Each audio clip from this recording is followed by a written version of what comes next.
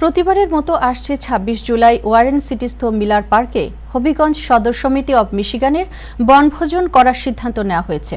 Michigan থেকে সংবাদদাতা রফিকুল হাসান চৌধুরী তুহিন আগামী ২৬ জুলাই সংশ্লিষ্ট রাজ্যের মিলার পার্কে এই বনভোজন অনুষ্ঠিত হবে বলে জানান।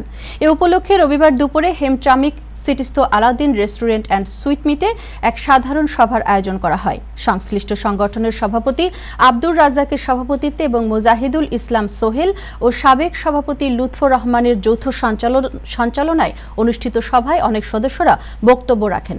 একই সময় বনভোজন সফল করার লক্ষ্যে সংশ্লিষ্ট সংগঠনের সাবেক সভাপতি লুৎফুর রহমান শেলু ও টাইম টেলিভিশন সংবাদদাতা রফিকুল হাসান চৌধুরী তুহিনকে সদস্য সচিব করে ১৫ সদস্য বিশিষ্ট একটি আহ্বায়ক কমিটি গঠন করা হয়েছে।